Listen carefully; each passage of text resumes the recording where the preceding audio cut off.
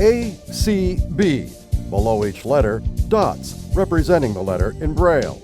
American Council of the Blind, together for a bright future. ACB Executive Director Eric Bridges and Advisory Board Member William Bill Reeder. Eric Bridges, Executive Director. Well, hi, everyone. This is Eric Bridges, ACB's Executive Director, and this is the first in a series of interviews that we're going to be doing with our ACB Advisory Board members, and very thrilled to welcome Bill Reeder. Bill, how are you doing? I'm doing great, Eric. Good to be with you. It's great to have you here. So, Bill, can you tell the audience a little bit about what it is you do in your role from a 9-to-5 perspective? William Bill Reeder, Interim Director and Professor, Arts Management, George Mason University. Well, for your listeners, I am 77 years old. Therefore, I have what is known as a checkered past. I grew up on a farm in Kansas, found my way to college and became, believe it or not, an international opera singer until age 42 when I retired, and then became a nonprofit arts executive, building community arts programs in different cities in America, which brought me to Washington, D.C. For the last 20 years, I've been a professor and the Dean Emeritus of the College of Visual and Performing Arts at George Mason University. I'm going to be retiring in June from that role and trying to figure out what the next chapter is supposed to be for someone who's 77 years old. It's pretty exciting. I remember meeting you, fellow colleague of ours, Jolyn Bailey Page, introduced us. She used to work with you at George Mason in 2019, and it's been wonderful to get to know you better. Can you talk a little bit about what brought you to the ACB Advisory Board and why you elected to be part of this advisory group? Well, I am with ACB for the very, very classic reason that I was asked. When we talk about fundraising, we talk about volunteerism, the number one reason people get involved is that somebody asked them. In this case, it was Jolyn, who had been a colleague at George Mason and is still a dear friend and now a colleague at ACB also. And her initial inquiry was whether I would assist you, Eric, in thinking through how to build the development and fundraising program for ACB, which, of course, I very happily responded to. I was flattered to be asked. You and I met, and I train hunting dogs for a hobby. And when I met your beautiful, gorgeous dog, I immediately said, I got to be part of this group. They have the most gorgeous dogs I've ever seen in my life.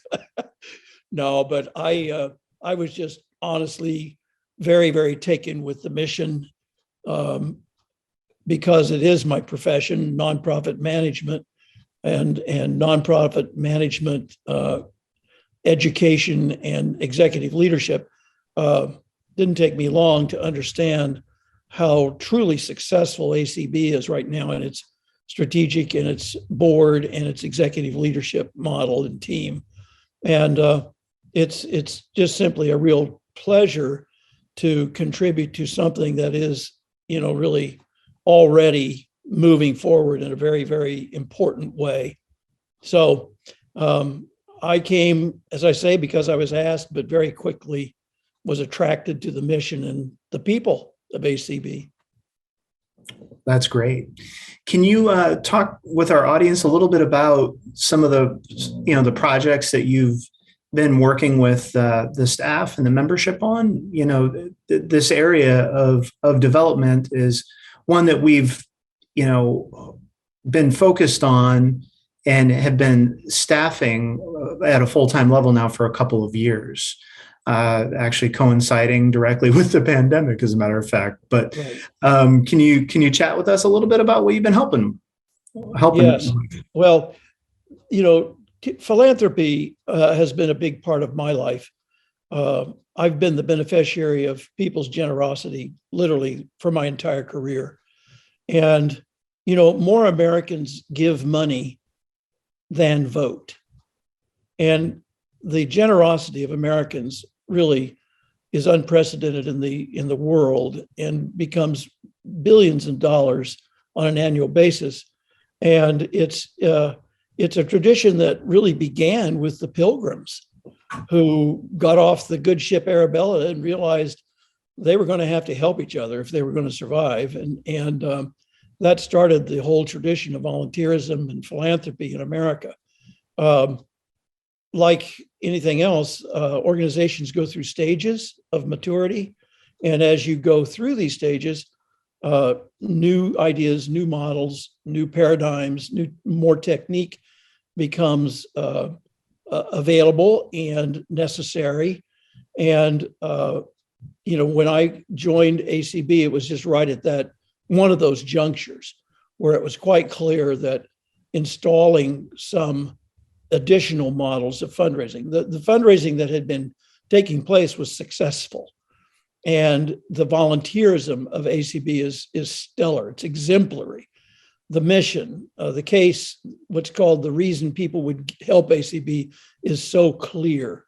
The focus and the priorities of ACB's goals, objectives, impact is also easy to demonstrate and to articulate. ACB's skill at communications is outstanding. So all of these preconditions for the next stage of fundraising are in place. Now we need to and are install the mechanical systems, and most places never have the money that's needed to do that before they raise the money. It's like, which comes first? The answer is volunteerism comes first. And sometimes that even means people like you, Eric, like, all of us that are involved with ACB have to stretch a little, but by putting in place approaches and techniques, and what I've been recommending in particular is maybe exploring the potential for individual donors beyond the type of fundraising we've been doing, could have certainly enough payoff to support its own growth, but I think could have real impact on the budget of ACB going forward. ACB's natural fundraising spot, in addition to the activities that members and chapters currently undertake, the walkathon, the gala, all of the various activities which really matter and which are done with a lot of skill and success, both in the parent organization and in the chapters. That continues. Alongside it, then, corporate fundraising seems to be a very lucrative area, which you are already exploring and finding your corporate partners. So as that advances, then beginning to look at individuals who have the type of personal means necessary to become donors at the next level is the undertaking that we're exploring now.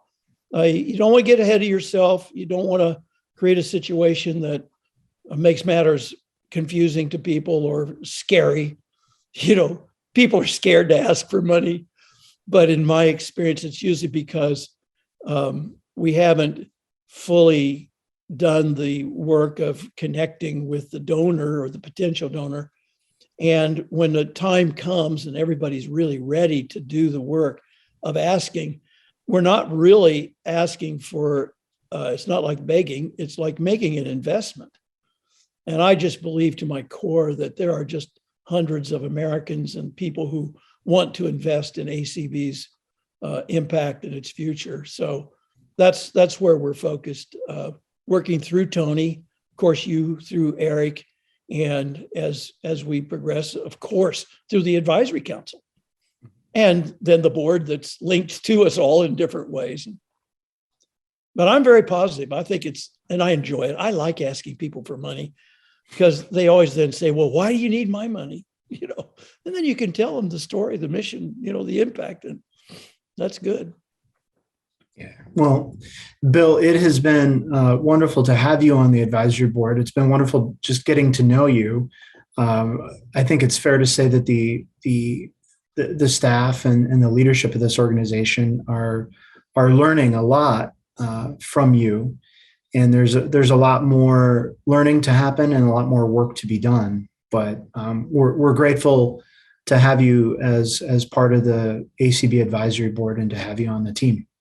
Well, Eric, I think when you look at volunteerism, you look at philanthropy, I don't know whether your members will have ever encountered Maslow's hierarchy of meaning, but at the very top, it's self-actualization, which is, okay, I've done what I need to do for my own well-being now by reaching out and helping others.